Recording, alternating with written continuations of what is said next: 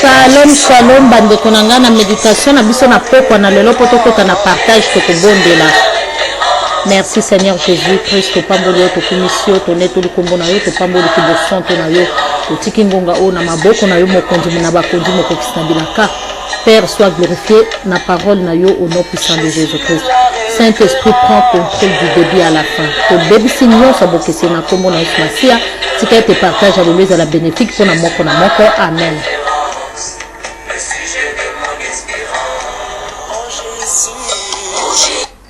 Ya solo penza nzambe ya pambola frère na biso ya tête ah le but que Jésus ma référence tango nyonso Jésus-Christ fois la référence na biso ndeko likambo nyonso makambo nyonso ya vie soki baza ko benga biso leloyo tozali ba chrétien Yesu Masia atikaki biso ba chrétien te ezalaki batu ba yekoli na Yesu Masia na mboka moko boye ba mona ki bango baza ko tambola lokola Yesu Masia baza ko référer makambo na bango ezalaki toujours référence yango na babengi yo ozali mo Kristo azali oyo bizaleli na ye eza ko référer na ezaleli ya mokonzi na ye ya maître na ye rabuni na ye. Alléluia. Sans plus tarder vraiment ezaki ka parenthèse pour nzembo oyo koloba ke Jésus azalaka référence na yo na musala na yo na tamboli na yo na bana na yo na makambu na yo nyonso référence na yo ezala Jésus-Christ. Tosuka ki bongo na partage na biso tosuka ki na Genèse ezalaki na chapitre 11 tosuka ki bongo na verset 9. Nous lisons au nom puissant de Jésus-Christ. Voici pourquoi celle-ci porte le nom de Babel. C'est là, en effet, que le Seigneur a mis les désordres dans les langages des hommes et c'est à partir de là qu'il a dispersé les humains sur la terre entière. Bande konangai tolobaki likamba tour de Babel na suka na baki mo likamoko. Ce qui peut tour de Babel en resisaka à supposons et comme kapena lola batu bakufa kalisusu te batu bakoma soki ndenge nini ndepe Yesu Masia yate batu balukaki bakoma tina mapata to mona kape bizaleli wana na batu ebele batongaka na vie na bango ka tour de Babel balingaka ko vivre au-dessus ya ba moyen na bango batu pe époque wana ba monaki poni kabso tozalaka na mabele Bible zo bana biso nzamba lobi asali likolo trône na ye na se apesi yango pona fils de l'homme muto alobi te nature ya moto lolenge ya moto alobi te ngai fona kende ti likolo na kuta na nzambe ndaku nanga e tuta mapata. Alléluia. Ezape na batu mususu lelo bazozo ba problème na vie na bango parce que bazo vivre au-dessus ya ba moyen na bango. Bato lolenge wana bazali. Abotami na papa pauvre, maman pauvre. Ye libanda bimana ye mwana ya riche. Yango moni akoti na koteka ba drogue, akoti na ba makambo mabe poka kalata kitoko, poka kapusa voiture ya kitoko. Et s'il pète comme memaïti na banda ko nganga akomi kolekisa batu pona kaka a vivre ko envier muto atala ki likolo amoni il faut to tonganda ko moko ke no tuta likolo et puis pe ba olo basoko tali na ba cassette précédente ceux qui pose zongi sima na vivre na Bible na ba verset o ezaki liboso na ba verset précédent o komona ke mutu albaki tokoza na succès soki ndaku na biso tuti likolo mapata tokoza na succès et puis batu bakoyeba biso tokoza la renommée monde entier batu bakotanga bakombo na biso ndeko nanga wapi batu wana lelo makanis na yo yango babi eza la référence ya nzambe o se référaka na nzambe. Est-ce que nzambe na likanis na ye alobaki ke mutu atonga ndako tout à sommet soki ezalaki na likanisa nzambe alingai kaka kosala mbala moko banzete tuta tina mapata biso pe to mataka tina mapata yango monaka ba église ebimi ebele na ebele. Alléluia. au mona ba église mususu ote oyo kolata boeza mabe mususu abimi ote ba chercheur ba komi ebele o yesu aboto boy na bisote moto aza chercheur to pe kisi na bisote mais toza ko mona makambo mususu komi komema batuti na ba magie o Melchisedek soki o invoqué akoya mususu alobi to invokaka ba ange mususu akomi opesa ba ange kombo mususu alobi bakomi o nga na salela nzambe surnaturel na bimaka na salaka ba dédoublement biloko yo nzambe aza kopekisa tomonaki na ntango ya Saul nzambe alobaki na bango bokoki kokende koconsulte te bato bakufa okoki kosala dédoublement te atozobake komami na Bible apôtre Paul akomaki yango apôtre Paul asalaki ba incartation te ba invocation te po alimwa non nzambe ye moko soka permettre asalaka lolenge ya lingi a permetta Elia kufa te Enoch akufa te bazalaki enlevé ndekoranga chaque chose a son temps likambo na yo fe ezalaka likanisi ya nzambe tala batu na mokili lolenge ya nature humaine azakaka na lolenge boko ya koluka kaka makambo atonga tour de Babel ndekonanga yo tongaka tour de Babel te na bomoi na yo koluka makambo ya minene tanongo koma obotola mibali ya bato likolo koluka ozala au-dessus ya ba moyen na yo tala nde okoma kobotola basi ya bato tala nde okoma na ba problème olalaka lisusu te pona ozali na nguma batiela ona ndako ba problème wana ekomema ona kufa mais partage alelo eye po ekondane yo te eye pona soki oyoki mongongo na ye Bible za koloba kokomisaka motema no libanga te eyende po ekangola yo eyende po emema yo na vie éternelle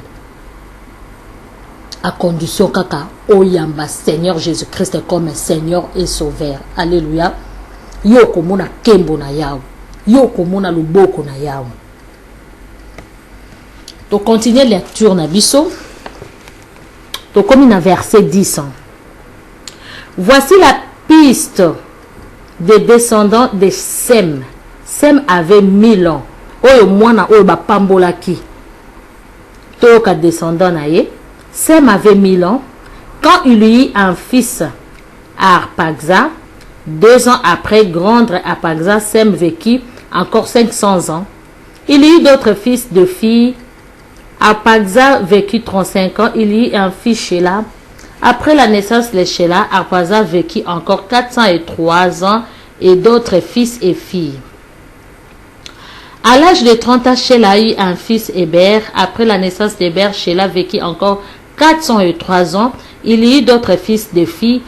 À l'âge de 34 ans, Héber eut un fils Péleg.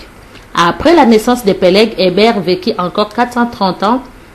Il y eut d'autres fils et filles et de filles. À l'âge de 30 ans, Pelguin eut un fils Réou. Après la naissance de Réou, Pelguin vécut encore 209 ans. Il y eut autres fils et de filles. À l'âge de 32 ans, Réou eut un fils Séroug. Après la naissance de Séroug, Réou vécut encore 207 ans. Il y eut d'autres fils et de filles. À l'âge de 30 ans, Ségou eut un fils Nahon.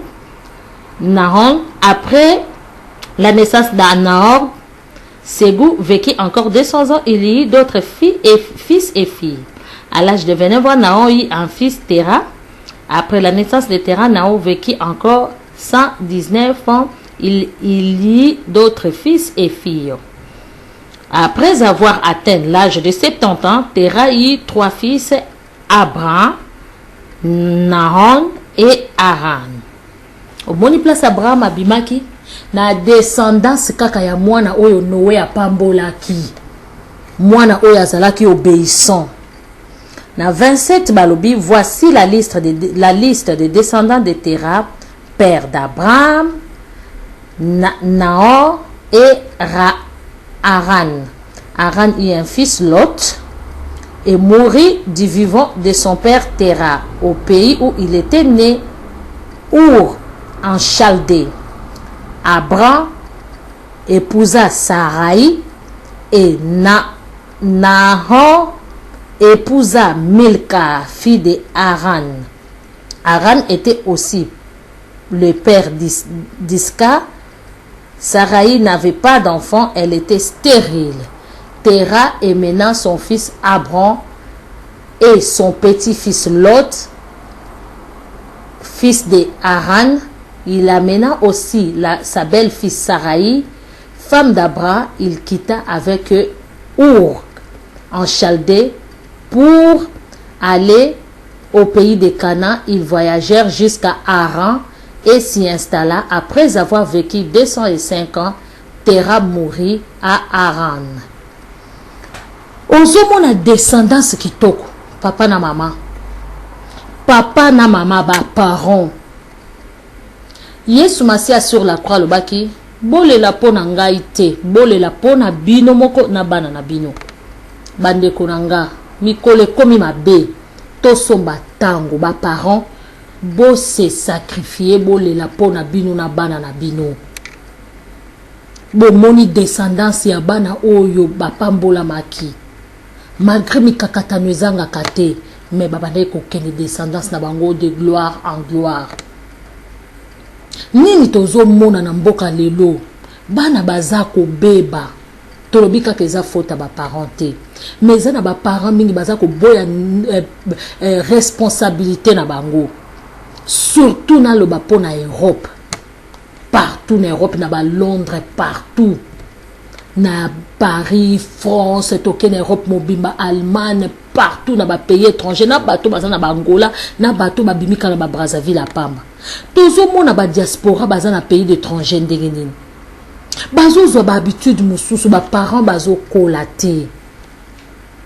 Ozo mona mwana azo sentir te que papa na maman na bango baza papa na maman na bango. Bato ba komi to boité. Poto elingi jeunesse ezo rajeuni bato.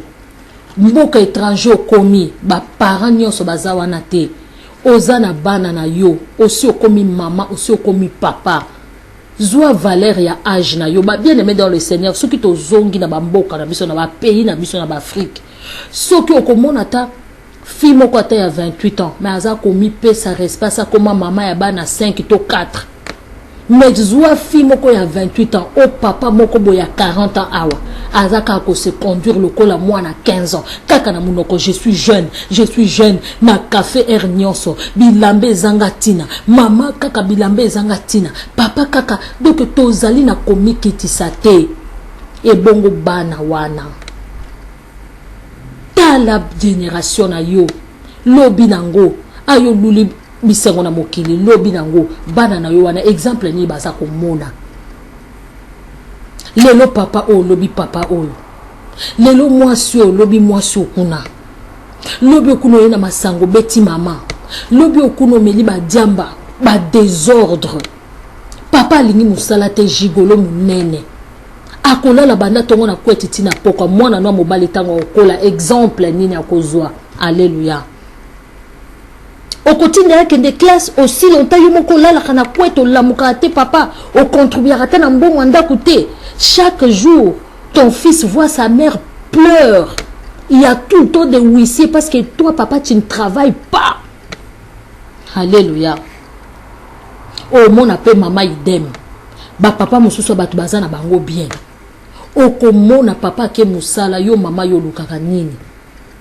Olambela kayete bana bakoyana ndako eloko ezate eloko kolie ezate yo ozotambola tambola ba magasin nyonso ozotambola tambola ba café nyonso ozotambola tambola ko luka luka ba ama ba makango libanda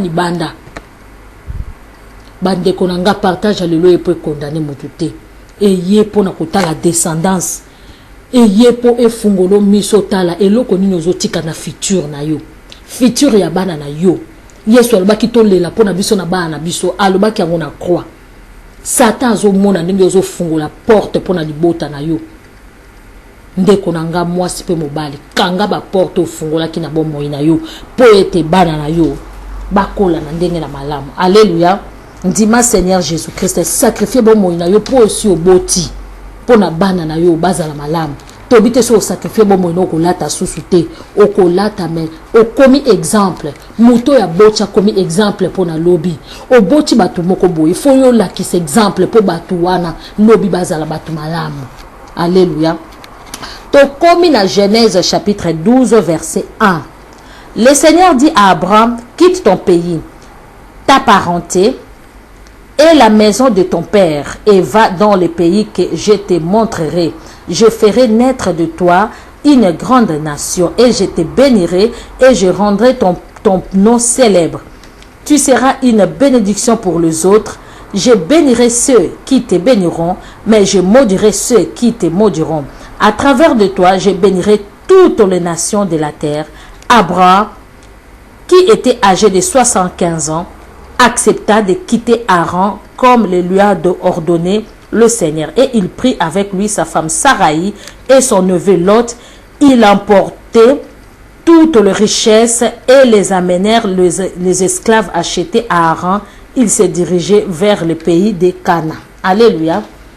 Awatomoni, Abraham, abimaki ye na papa na ye, na cousin na ye Lot, na abimaki ye na papa na ye na neve na ye Lot, na mwasi na ye Sarai, ba komaki na mboka moko ya Haran, ba komi kuna papa na ye akufaki. Papa na ye akufaki na mboka wana.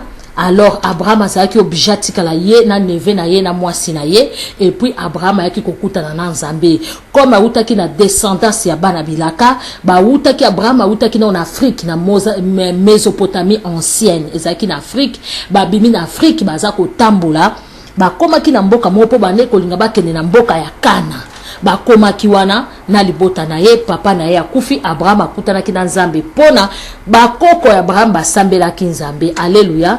Yango toza ko senga pe mama na papa yoko telema Jésus Christ azala référence na yo na kombo na Yesu tokutana Yesu.